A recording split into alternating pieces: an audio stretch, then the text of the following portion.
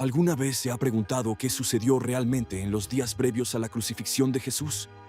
Más allá de la narrativa conocida, existe una profunda historia de intriga, justicia y sacrificio que ha moldeado la civilización.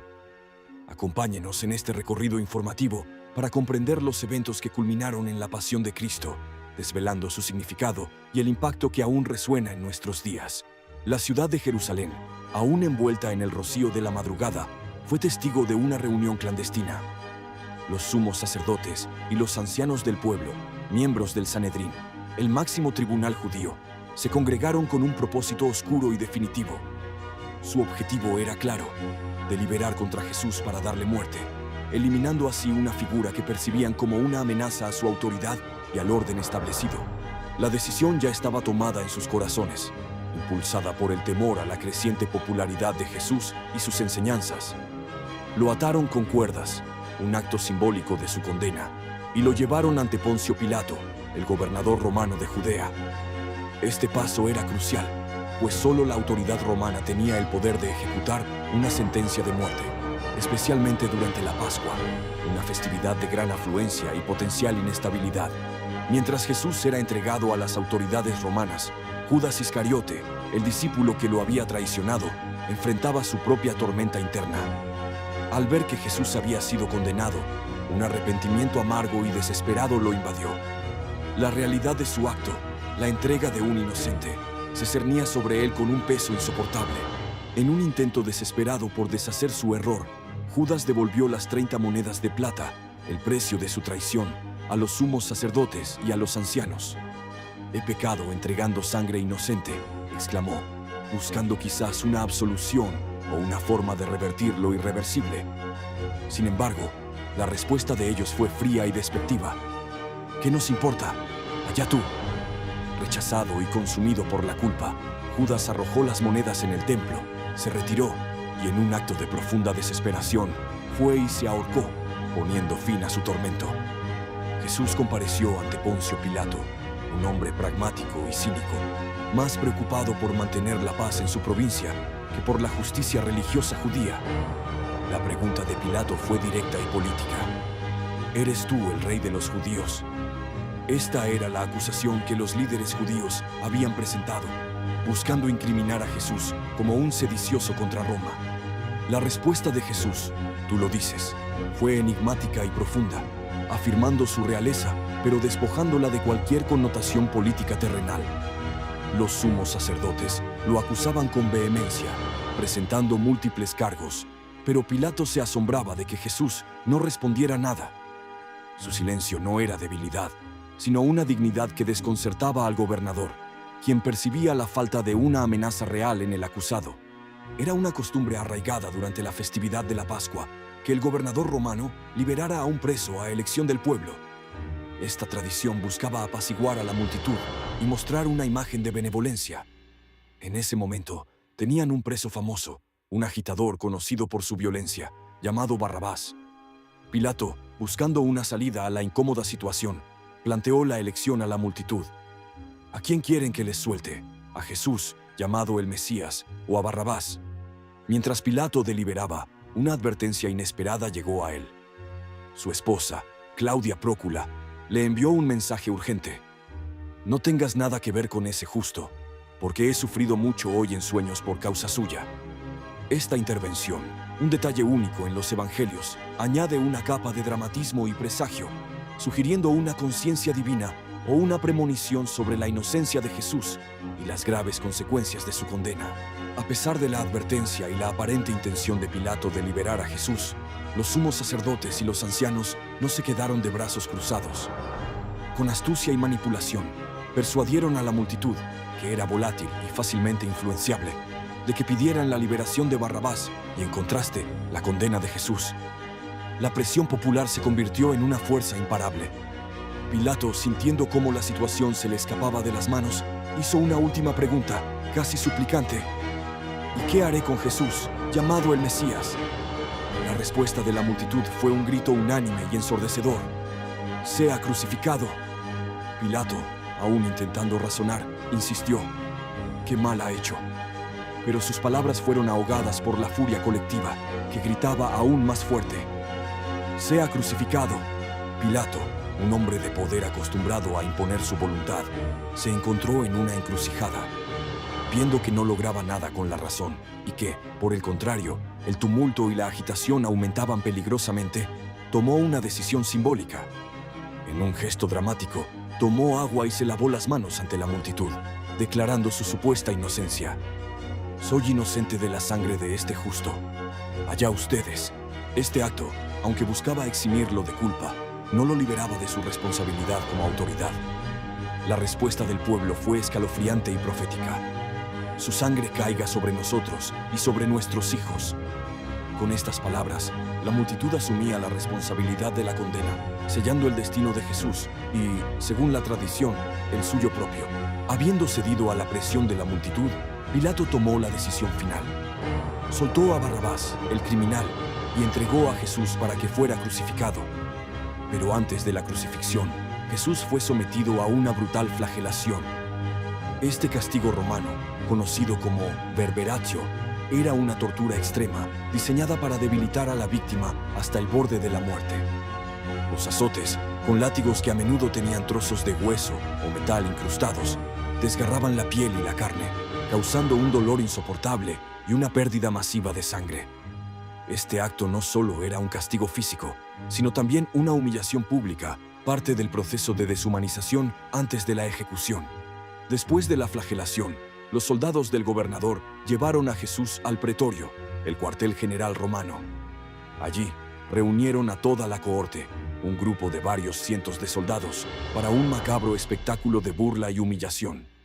Le quitaron su ropa, ya empapada en sangre, y le pusieron un manto púrpura, un color asociado a la realeza. Con crueldad, hicieron una corona de espinas, entrelazando ramas espinosas para formar una corona que le clavaron en la cabeza, provocando un dolor agudo y sangrado.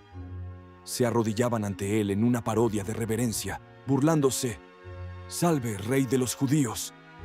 Lo escupían, le golpeaban la cabeza con una caña, y después de saciar su sadismo, le pusieron su propia ropa y lo llevaron a crucificar, un camino que ya se vislumbraba como el final. El camino hacia el Gólgota, el lugar de la calavera, era una procesión de sufrimiento y humillación. Jesús, debilitado por la flagelación y las torturas, cargaba el pesado madero de la cruz. La multitud, una mezcla de curiosos, burladores y algunos seguidores afligidos, observaba el lento avance. En algún punto del trayecto, la carga se hizo insoportable. Los soldados, viendo que Jesús no podía continuar, encontraron a un hombre de Cirene, llamado Simón, que regresaba del campo. Lo obligaron a cargar la cruz de Jesús, un acto que lo insertó involuntariamente en uno de los momentos más trascendentales de la historia. Al llegar al Gólgota, le dieron a beber vino mezclado con hiel, una bebida narcótica para aliviar el dolor, pero Jesús, consciente de su misión, no lo quiso tomar.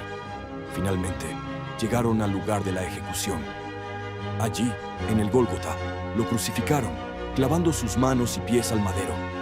La crucifixión era una de las formas más crueles y dolorosas de ejecución, diseñada para prolongar la agonía y servir como una advertencia pública. Mientras Jesús pendía de la cruz, los soldados, con indiferencia, repartieron su ropa echando suertes, cumpliendo una antigua profecía. Se sentaron a custodiarlo, esperando su muerte. Sobre su cabeza, Pilato había mandado colocar un letrero con el motivo de su condena, escrito en hebreo, latín y griego: «Este es Jesús, el Rey de los Judíos». Esta inscripción, aunque irónica para los líderes judíos, afirmaba la realeza de Jesús, aunque no en el sentido que ellos esperaban. La agonía de Jesús en la cruz no fue solo física, sino también emocional y espiritual. Con él crucificaron a dos ladrones, uno a su derecha y otro a su izquierda, colocándolo entre criminales. Los que pasaban por el lugar, lejos de mostrar compasión, lo insultaban, meneando la cabeza en señal de desprecio. «Tú que destruyes el templo y lo reconstruyes en 3 días, sálvate a ti mismo si eres hijo de Dios, baja de la cruz», le gritaban. Incluso los sumos sacerdotes, escribas y ancianos, los mismos que habían orquestado su condena, se burlaban de él. «A otros salvó, a sí mismo no puede salvarse», decían con sarcasmo. La burla era un intento de despojarlo de toda dignidad, de probar que no era quien decía ser. Desde la hora sexta, mediodía, hasta la hora novena, 3 de la tarde, una densa oscuridad cubrió toda la tierra. Este fenómeno sobrenatural, que no era un eclipse solar, añadió un elemento de misterio y solemnidad al momento.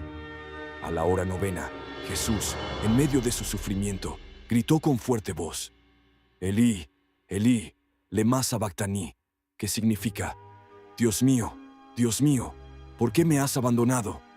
Este clamor, una cita del Salmo 22, expresaba la profundidad de su angustia y su identificación con la humanidad sufriente. Algunos de los presentes, al oírlo, pensaron que llamaba a Elías. Uno de ellos, compadecido, le dio a beber vinagre en una esponja. Jesús, después de dar un fuerte grito, expiró, entregando su espíritu. La muerte de Jesús no fue un evento ordinario. En el momento de su último aliento, la tierra misma reaccionó. El velo del templo, la cortina que separaba el lugar santo del lugar santísimo, se rasgó en dos, de arriba a abajo. Este acto simbolizaba el fin de la separación entre Dios y la humanidad y el acceso directo a la presencia divina a través del sacrificio de Jesús. La tierra tembló violentamente, las rocas se partieron y los sepulcros se abrieron. Muchos cuerpos de santos que habían muerto resucitaron, apareciendo en Jerusalén después de la resurrección de Jesús. Estos prodigios naturales y sobrenaturales fueron una manifestación del poder divino y la trascendencia del evento que acababa de ocurrir. El centurión romano, el oficial a cargo de la crucifixión y los soldados que estaban con él fueron testigos directos de estos fenómenos. Al ver el terremoto, la oscuridad y todo lo que pasaba, quedaron profundamente impactados. La indiferencia y el cinismo se transformaron en asombro y reconocimiento. El centurión, un hombre acostumbrado a la muerte y la violencia, exclamó: «Verdaderamente, este era hijo de Dios». Su testimonio, el de un pagano, es significativo, pues reconoce la divinidad de Jesús en el momento de su mayor humillación. Mientras la mayoría de los discípulos habían huido por miedo, un grupo de mujeres fieles permaneció cerca, observando desde lejos el terrible espectáculo. Entre ellas estaban María Magdalena, María la madre de Santiago y de José, y la madre de los hijos de Zebedeo. Su presencia silenciosa y su doloroso testimonio resaltan su devoción y valentía. Estas mujeres que habían seguido a Jesús y lo habían servido, fueron las últimas en presenciar su muerte y las primeras en ser testigos de su resurrección, desempeñando un papel crucial en la difusión del mensaje. Al atardecer, cuando se acercaba el inicio del sábado, un hombre rico de Arimatea, llamado José, un discípulo secreto de Jesús, se armó de valor. Fue a Pilato y pidió el cuerpo de Jesús, un acto de gran riesgo personal. Pilato, sorprendido de que Jesús ya hubiera muerto, concedió el permiso. José, con la ayuda de Nicodemo, envolvió el cuerpo de Jesús en una sábana limpia y lo colocó en un sepulcro nuevo, que había mandado excavar en la roca para sí mismo. Hizo rodar una gran piedra a la entrada del sepulcro para sellarlo y se fue. María Magdalena y la otra María, con el corazón destrozado, estaban sentadas frente al sepulcro, observando el lugar donde habían depositado a su Señor, esperando el amanecer de un nuevo día. La pasión de Cristo es mucho más que un relato histórico. Es una narrativa que ha resonado a través de los siglos, ofreciendo lecciones sobre la justicia, la traición, el sacrificio y la esperanza. Los eventos que hemos explorado nos invitan a reflexionar sobre la naturaleza humana, la fe y el poder transformador del amor. Si este viaje informativo ha despertado su curiosidad o ha profundizado su comprensión, le invitamos a seguir explorando. Comparta este conocimiento con sus amigos y familiares para que más personas puedan entender la profundidad de estos eventos. Deje un comentario con sus reflexiones y preguntas y suscríbase a nuestro canal para no perderse futuros contenidos que enriquecerán su perspectiva.